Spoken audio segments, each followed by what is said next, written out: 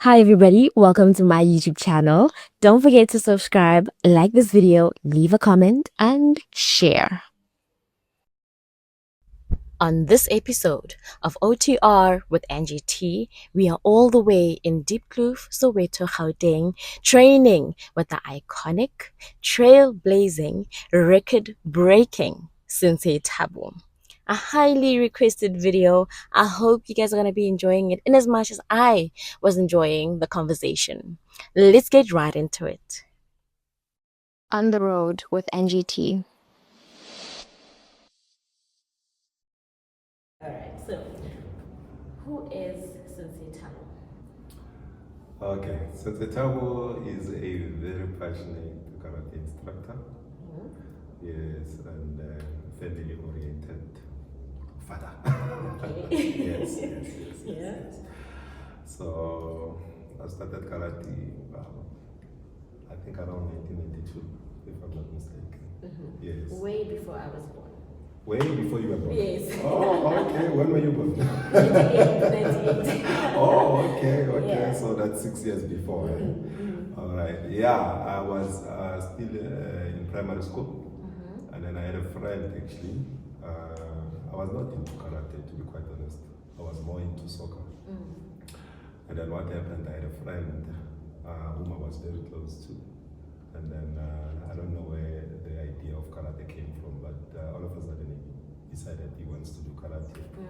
And then we had there was a dojo in Baragwana.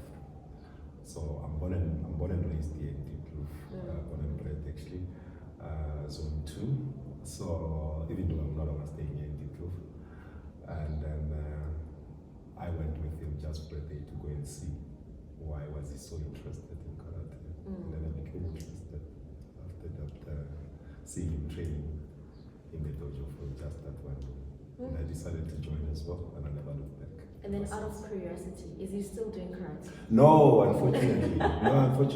He only trained, I think, for a year. Yes, just for a year. Because I remember we joined together, and then we graded to yellow belt together. And then just as when we were just about to grade to orange belt, and then he moved to Sharkville. Yes. He moved to Sharkville, but he never pursued karate anymore. Okay. So I stayed behind. That makes sense. And then because now you mentioned different areas in Soweto. Yes. Is Diepkloof the only area whereby it's just karate, or are there other dojos nearby? No, Soweto is big, eh? Big. All right. So when we were still growing up, karate used to be big in Soweto, very, very big. We used to have tournaments almost on a weekly or monthly basis, just based here in Soweto. Sure. Yeah, so we used to go like Dobsonville, Protea. I remember my instructor, Sensei Thabo, used to have a dojo again in Shawela. So we'll train in Bara, maybe on a Tuesday and a Wednesday.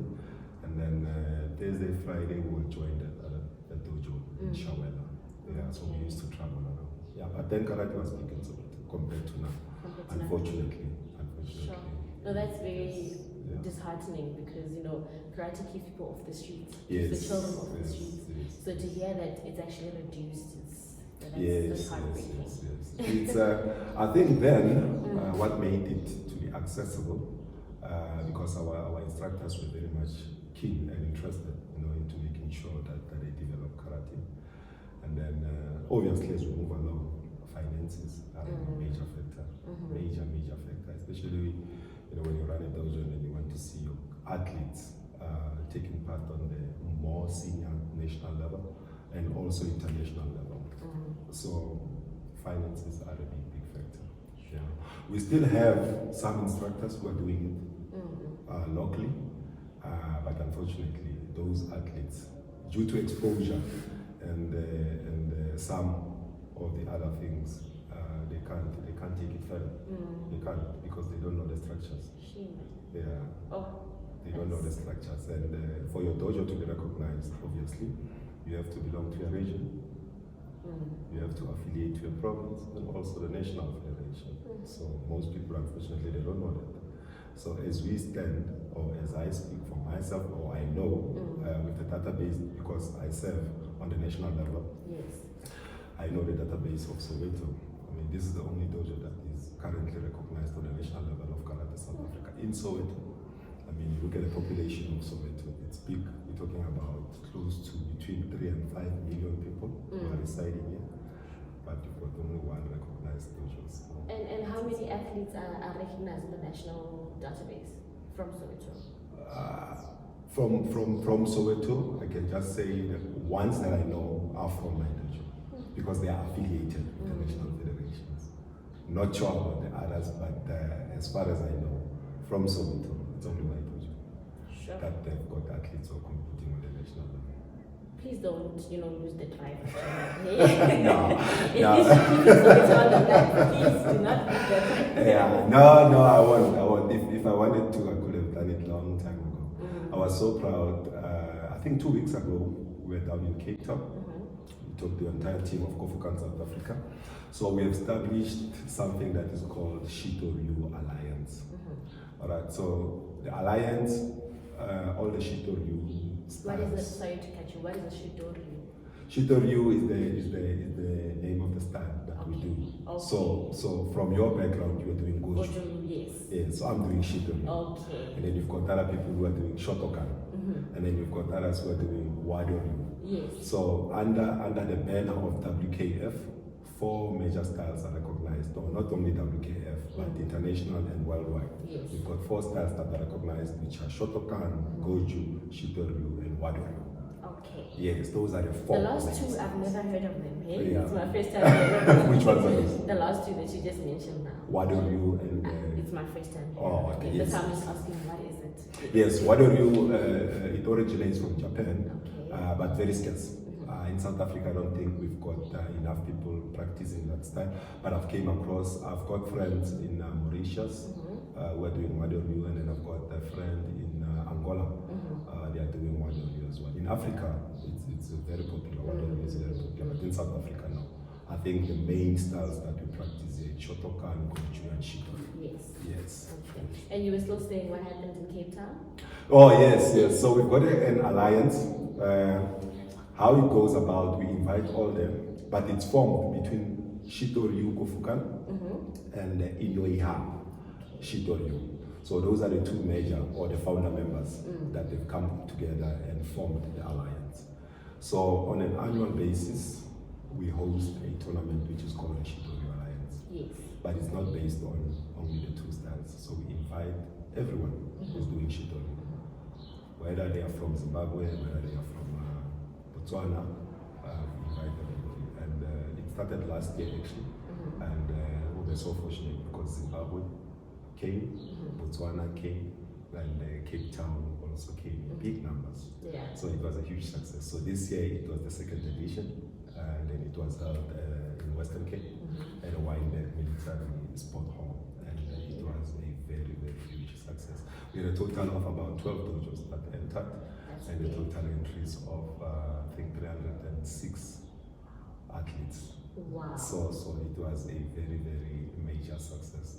And then we were so fortunate to have a sponsor on board.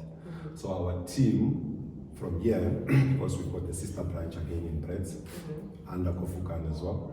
So we managed to get a sponsor from Mahadis. Nice. Mahadis Beverages. That is big. Yes. So they paid for all our athletes' entries, and they also designed a tracksuit for our team to travel down to Cape Town. Yeah, so it was a huge relief on the side of the parents because they take a strain in sending these athletes all over South Africa. As you know, Karate South Africa calendar is big and it keeps us very busy as well. So we try, we try, and some parents also try that their children, attend most of the tournaments, competitions that are in the calendar. But unfortunately, it's difficult. I mean, every month, if it is not Cape Town, Durban. If it is not Durban, Free State, Mpumalanga. Just 2 weeks back I was down in Cape Town. Next week I'm off to Cape Town again for the KSA Women's Cup and Development Championships. Yes, and prior to that, I was down in Namibia for the Region South Youth Games.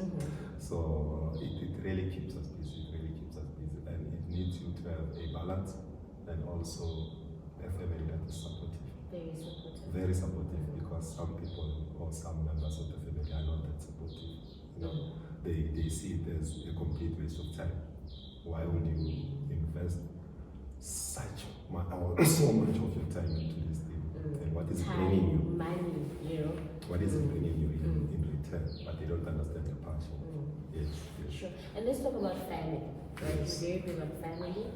How has your family been supportive towards the whole karate journey? From way back then? Yes, way back, to be quite honest, my father was very supportive. Even though the background was not that good financially, but he was very, where he could, he would assist and pay for me to go to some of the tournaments then. And then when I started to be on my own, when I started working, that's when even my black belt, I was fortunate that just when I started working, I was due for my black belt grading. So I saved some money, because we are graded by our international chief, who is Shian Tomiyama. We are fortunate he's coming to South Africa every year, and he's the only one who's grading us, all the black belts. So I was fortunate I saved some money, and I was able to pay for my black belt. So in terms of support, to be quite honest, I can say the majority in my family, they don't understand this thing, karate. What is it, karate? Why are you wasting so much money in karate? But I never allowed that to deter, my passion for karate. Because once you do that, you lose hope, and because there's no any other person supporting you from your family, and you say, okay, let me just throw in the towel, and then I will see. Especially when it starts getting tough, now yes. You can see now this is why everyone is not even interested. Exactly. But I'm glad that my kids love it. Those are the people, my young people that I communicate with, and they're interested. They ask questions, and that's what keeps me going. When I talk about it with my kids, they kind of like interested. Even though they are not that much into karate, because I don't want to push them.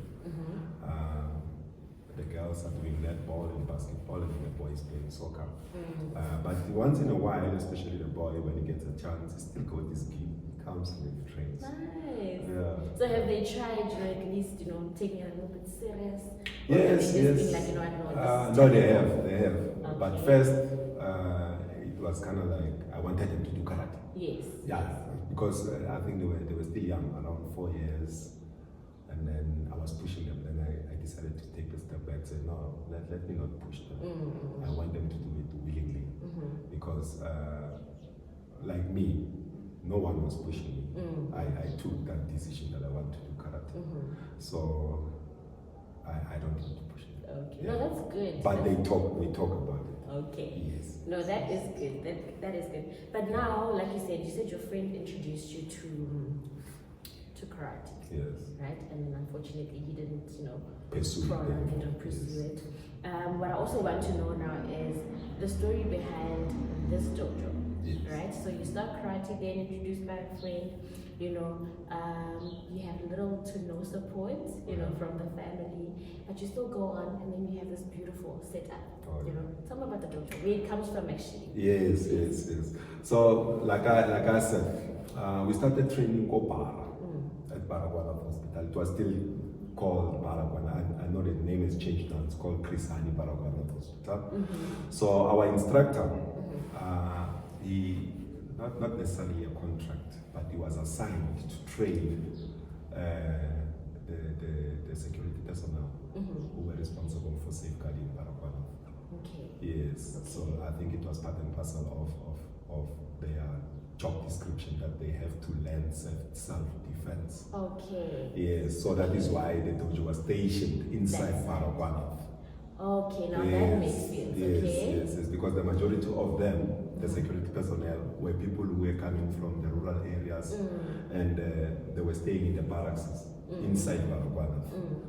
You can call them hostels or something like that.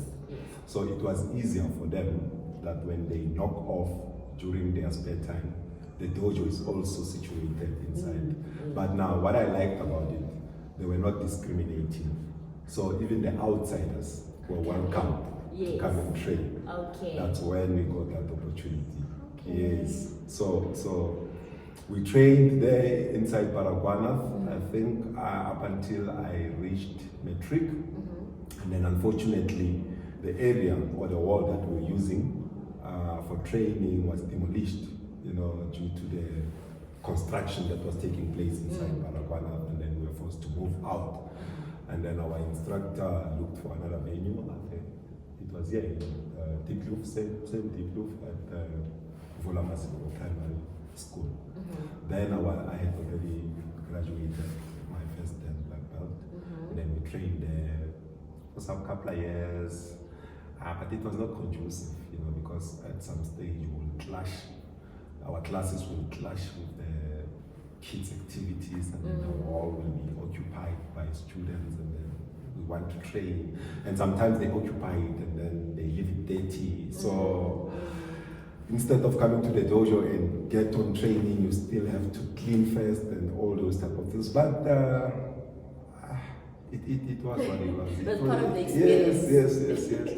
And then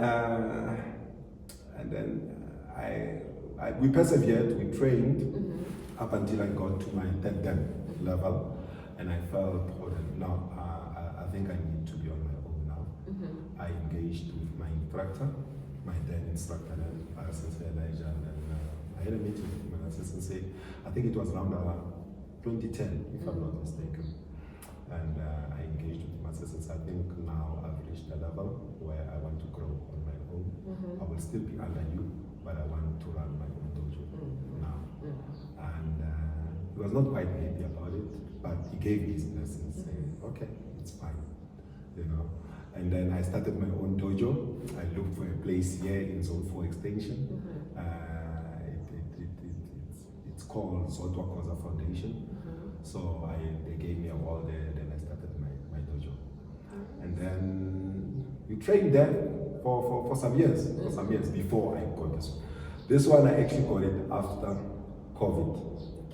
Yes, I got it after COVID. Because when COVID struck, that venue falls under the municipality. So we were not allowed to utilize municipality buildings.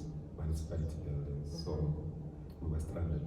Sure. And with some kids here in the townships, some they have access to online tuition, some they don't. So that was a huge impact on our side. You will do online training, but with just a few students.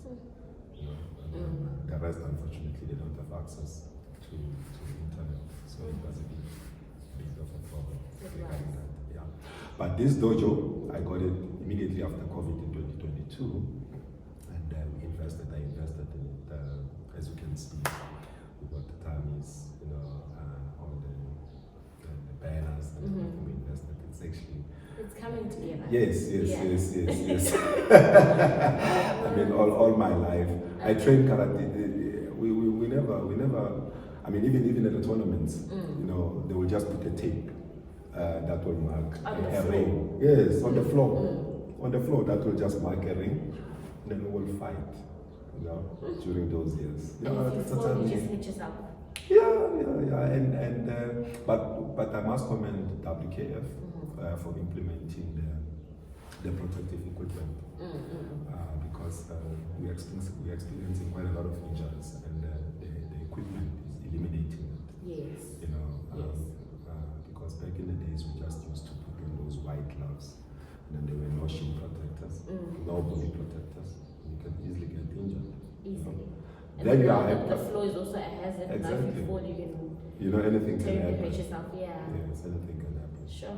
But before that, obviously, you wouldn't care. You just wanted to fight, and get that medal. And we used to do. But even though There were injuries, but they were minimal. Because now that's the situation we're faced with. Yes. So let's find ways to, minimize them. Exactly. Okay. Exactly. And then you spoke about COVID, right? I know COVID was a big struggle, right?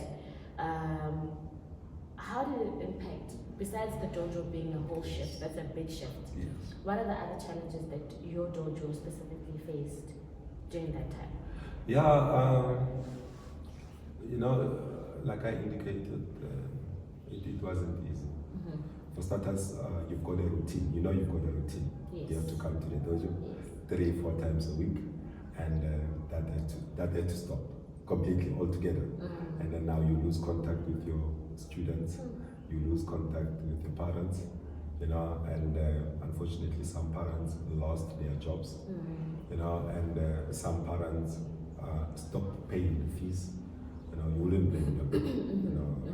This was beyond their control. We lost students, even though they opened up or they relaxed some of the conditions, that we can start training online, but you will only do it with few students. Yeah. Only few. I mean, like I said, not everybody had access to internet and all those type of things. But when everything was relaxed and then we started accessing our venues for training, it was like starting from scratch all over. Yeah. And it was a huge impact. That was a huge impact. I mean, I lost some of my senior athletes. I think one of them, but that's a bang and the sister. They couldn't come to terms with coming back to the dojo. So that is hard. They were brilliant. Yes. Taba's the one that said, what, you better make sure that Sensei Thabo is on one of the episodes. Yes. Very good. That's sad to hear that they had to also. Yeah, but he was also occupied with school because I think he's in university now. Yes. Yes, and all those type of things. But I lost, from my side, I'm not sure about the other instructors, I lost quite a lot of students. But it is what it is. Started rebuilding. Yeah. New dojo. Yes. Yes. Quite a very big number of athletes now. Yes, especially for our sister branch in Brett's. Yeah. So on a monthly basis, we've got trainings. So we move around. 1 month we decide, the other month we are in Brett's. I'm sure that excites your students. That yes. All the time. Exactly. Moving around, that excitement, interacting with the other kids from Northwest. So it's very exciting, very, very much exciting. Yes. Because what we're trying to do is to keep them off the streets and keep them occupied. Keep them occupied, obviously. Keep them busy. That's the whole thing. Because we can see what's happening nowadays. It's terrible. It's extremely terrible, especially with all these illegal drugs that are all over. But we're hoping that the law enforcement, will come to terms of dealing with such. And also hoping that we have more adults that are investing in the youth the way you are. Yes. You're playing such a huge role. Yes. Because I feel like now, I think back then, even when I was still very active in karate, the elders put their time and energy in investing in the kids. Exactly. Now it's deteriorating. Yeah, so you're still here, you're still prolonging, you're still pushing, through all the time. It's very impressive, it's very important, so we appreciate that. And I hope that regardless of the challenges that are still yet to come, you don't lose that drive. No, definitely. If I had to lose that drive, I would have shut my doors a long time ago. Yeah. Because even COVID on my side, not only on the karate side, had a very huge impact on my side because I also run my own business. And unfortunately, my product had to be put on hold, because it was regarded as a non-essential thing. So that had a very huge impact because now it eliminates you and it also cut you on your finances as well. And if you don't have the right support structure, it's a problem. It is. But now let's stop talking about the sad part. Yeah. let's talk about something more exciting. Yes. What are some of the highlights in your journey? Some of the good times. Yeah. Some of my good times, was seeing my dojo producing pro-tier athletes on the national level. That was exciting, and it was also a huge achievement. And also, not only my athletes, me as an instructor, growing as a referee on an international level as well, you know, because I don't want to base it on a race part of it, but we've got. It's an honest one. It's an honest one. Yeah. Yeah. You know, you've been there. You know, most black referees, it's very difficult for them to reach the level that I've reached in terms of refereeing in South Africa, obviously due to finances and so forth and so forth. But you know, having reached the referee level of what level is it? Referee B. Referee B. Yes, referee B on the continental level, which is a UFAC. Yes, UFAC continental level. So you've got, like, you will start on the national level. Here in South Africa, we've got what we call the region, province, and the national qualifications. So before you can even attempt the national qualification, you have to obviously start from the region and the province. You know, make sure that you get all your qualifications. Then once you're set up, obviously, on the national level, which is your referee A committee and also your judge A kata. So it's a must that you must have those qualifications before you can attempt any international qualification. So after I've acquired all those qualifications, I started with Region South. You know, obviously SADC regions, you know, we host this tournament on a yearly basis. So you must also have your qualifications then, starting from your judge B on both. So they can't just take any random person, because I thought all along that we pick a sensei, no student, and you go and represent us. No, unfortunately you must have qualifications. Yes, so before you can even attend the region South qualification, you must have at least a national qualification. Yeah. Then once you're on the region South qualification, you have to get your judge B. It will take you 4 years. 4 years period to complete all your qualifications. Yeah, it's a course. Because you start from both judge B for kata and kumite, and then the next year, which is your second year, you will move on to judge A for kata and kumite. So kata has got only 2 qualifications, which are judge B and judge A. Yes. But kumite has got 4. Yes. Because it's more complex. Yes. So you start as a judge, 2 years judge, and then 2 years referee. Alright, so once you've done your judge B or judge A, then the 3rd year you move to referee B, and then the 4th year, which will be your last, it will be your referee A. So in total you need 4 years to complete, and unfortunately there are no shortcuts. Sure. You have to. Okay, so, now this one, sorry to cut you down.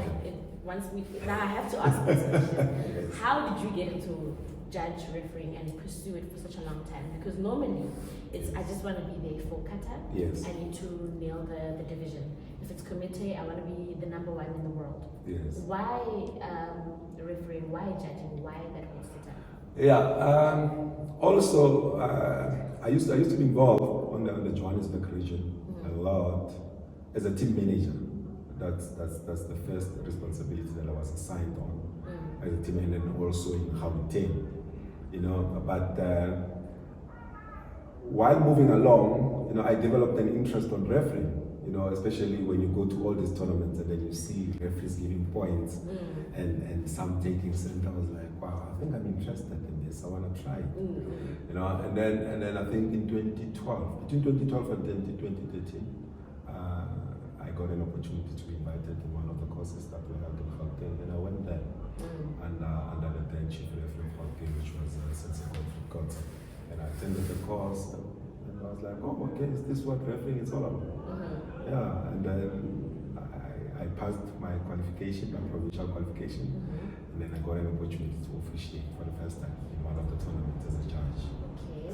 And ever since, You just fell in love with it. I fell in love with the refereeing.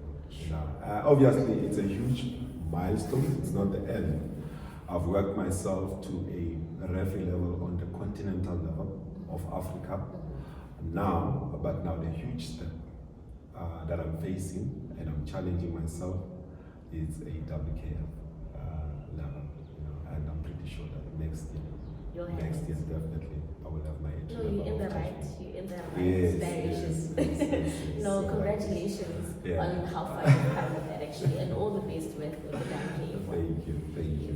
And then let's talk about the athletes, the Yes. pro tier. You know, it's very rare to have a dojo that can produce pro tiers. Exactly. How did that come about?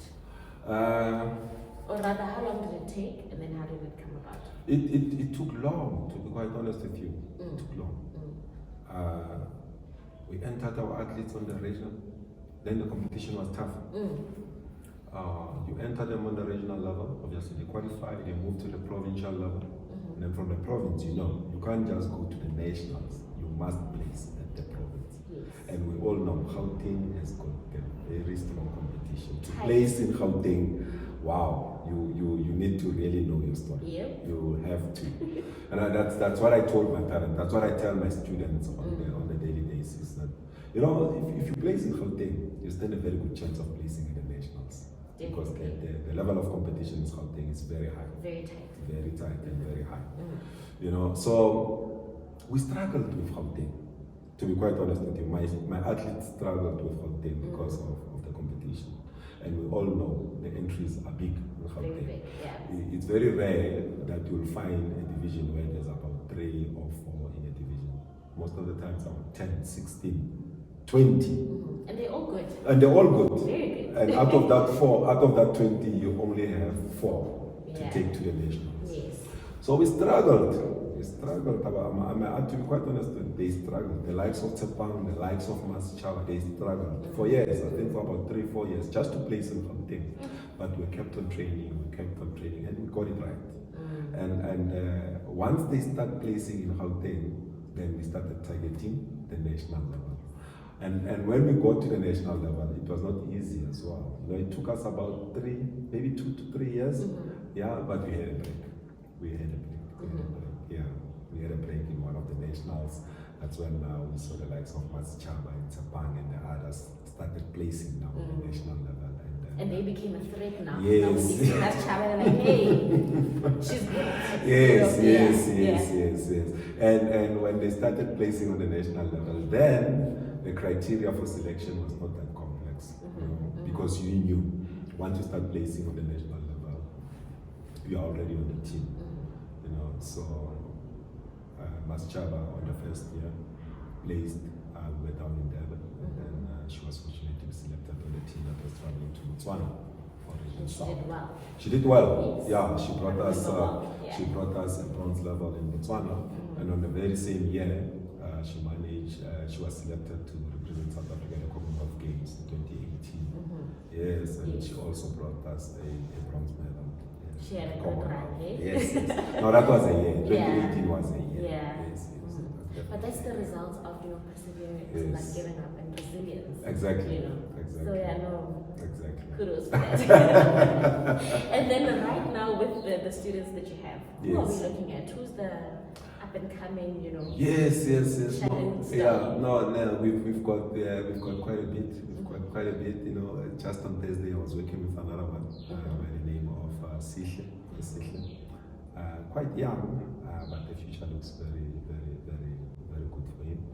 Then we've got 2 twins, Karabo and Carabello. They are brown belts now, and Ola and Cyril, they are both brother and sister, also on the brown belt level. Extremely talented, doing extremely well. And then, like I said, that 2 weeks when we in Cape Town, you know, the twins did exceptionally well. They clipped out medals for the team, and it shows that we are heading in the right direction. Yeah, definitely. Okay, and then now let's talk about Katan Committee. Yes. You are a referee, you're a judge. You got, you know, you're in a different level now, right? Which one do you prefer between the two? Personally, as a karateka, before we get to the judge and the referee part. Yes. Your personal favorite. To be quite honest, I prefer them both. Okay. Even though Kata has got its own complexities. You know, it's more complex. You know, to judge Kata, it's difficult, but you only have got 2 levels compared to committee. because in community, to obtain or to acquire qualification, you've got 4 years that you need to do. But kata is the most important thing because all the community techniques are derived from kata.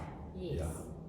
Even though some I don't know, things have changed. You've got a traditional way of doing karate, and then you've got what is called sports karate, sport way of doing karate. So you'll find athletes who don't care much about kata. They just want to come to the dojo and hop, and do whatever. they hardly no. But unfortunately, that's not how it should be. That's and in my dojo, I emphasize the importance of traditional karate. Traditional karate, because your fighting, you should get it from kata. Even though you are not that exceptionally good on kata, but at least on the traditional side, you should try. Because when you grade with katas. And the most important thing is kata, not kumite. We obviously do focus on your kumite, but your techniques are based on kata. Kata, yes. All your fighting combinations, and your fighting combinations, your basic combinations, all the techniques that are required to do on the syllabus and the katas. So I can say 99.9% is based on the kata techniques. Would you say that kata shows off the level of athlete's discipline? Not really. Not really, but I think it does strike a balance. To an extent. Yes. All right. And then as a judge, which one do you favor the most when it comes to? I know some people are like, I don't want to ref. Or someone will say, no, kumite is too complex. Yes. Which one do you Kata, especially with how things have evolved on the WKF level, and I'm glad that Karate South Africa is following suit. First, when we judge kata, we used to use flags. Yes. But now things have evolved. We now use tablets, especially in the national team. Oh, okay. Yeah, so an athlete will come on the tatami and then will get results, or will be given results on a tablet. So it's very difficult to see which judge gave what, So which makes it interesting, because with flags, anybody can see that, okay, Sensei Thabo went with Aka, and then it becomes personal on some other athletes. Maybe I'm from Gauteng, that athlete is from Gauteng, and I'm going for KZN. So when I come back to Gauteng, it's like, but why are you not voting for my athletes? Why are you not voting for Gauteng athletes? So it eliminates all those type of things. That is why you just have to put your score on the tablet, and then you submit, and then that's it. So nobody can question which judge gave what score. So even when it comes to, because you've got 5 judges who are assessing kata, they'll be seated as judge 1, 2, 3, 4, 5. So when the scores get sent on the system, some people somehow get to see on spot data. You do get to see what did the judges score, the athletes, what they give you. But now the system, how it works, it takes them on a sequence. So it will start with the lowest score, work its way to the highest score. Yes, so it will eliminate the lower and the higher score. So even though I'm judge 1, I gave a higher score, or just a normal score, and then maybe judge 2 or judge 3 gave whatever, lower or higher score. When the system calculates everything, it starts with the lowest score. So it's not like you judge 1, your score will show on spot data that you gave this. No. You judge 1, your score can come up at judge 5, as judge 5. So it's very difficult. Actually, I like that system. Yes. So it has evolved to that point, especially now with kumite. I don't know if you've seen on the WKF events, we no longer use flags. We are using clickers, which are joysticks now. So the very same thing. Yes. So we're using flex system. It's coming to an end. It's a thing of the past. So judges are just seated there with their joysticks, and then obviously the other one will be having a red button, and then the other one will be having a red button. So when Aka or our scores, you just press the button. Yeah. So if you've got a support of 2 judges or 3 judges, then the score will reflect on the monitors, which makes it easy. Yes. Especially for to eliminate biasness as well, and also parents and athletes pointing fingers at judges. That's why, he's sleeping, or why he's not scoring our athletes. Because you don't know which judge pressed the joystick. You don't know. You'll just see the score reflecting on the screen, which makes it easy. And it keeps getting better and better. Better and better. Yeah. Yes, better and better. Okay, yes, no, that's very, very interesting. Yeah. Okay. All right, then. That is very informative. I did not know that. It took me by surprise, but it's good to hear that those are some of the changes that have come up. Yes. But now I want to know, Sensei, when it's all said and done, right? You have been doing it since 1992. 1992. Yes. Very long time. So much progress. Now we're even using joysticks to score. Yes. To score points, yeah. When it's all said and done, how do you want to be remembered? Now when you feel like I can't go to the dojo anymore, I can't even walk. Listen, I'm at home, I'm sitting comfortably with my grandkids, my great grandkids. How do you want to be remembered? I think that's a very good question, and I think if God is still on my side, I'll do karate until they'll carry you and bring you here. Yes. Okay. And the inspiration come from my instructor from Japan, Shianto Miyama. We host him here on a yearly basis without a fail, and he's 75 now. But you can't say, you really can't say the man moves. So it's a clear indication that karate will do it for life. It's not a short term life. It's a way of life. Yeah. So that's where I get my inspiration from, But how I want to be remembered, obviously, it's how I gave, back to my community, and how I touched some of the athletes who are coming here, to become better community members, and also because karate teaches you a lot. We teach these kids to become better community members, and also karate instills discipline, in them, and I would like, to be remembered as growing karate and taking it to the higher level, irrespective of whatever challenges we are facing, because it's fading, unfortunately, it's fading. You hardly get too many dojos in Soweto now, but at least we're still holding the fort. I'm still holding the fort, so it is also my responsibility to make sure that I try on my side to make sure I develop karate in Soweto. I'm fortunate. My athletes, the client base of my athletes, to be quite honest with you, it's not from here in Deep Blue. Yes. That's interesting. So people leave from far. Yes, to come and train here. I've got athletes all the way from Pimville, some are coming from Omonde, some are coming from various towns in Soweto, and they travel to come and train here. Every week? Yes. Some are coming from, even from the suburbs, athletes who are coming from Kibla Park, Omonde, they come and train here. So I'm fortunate. So it's also my mission to make sure that the sport doesn't fade in Soweto. We keep it going. And also, I think moving forward, we've got a couple of them now who are due for their black belts. From the areas where they come from, once they reach the senpai level stage, try and motivate them to open dojos, so that they can grow the sport. Yes, so that this can become a legacy for all, not only for me.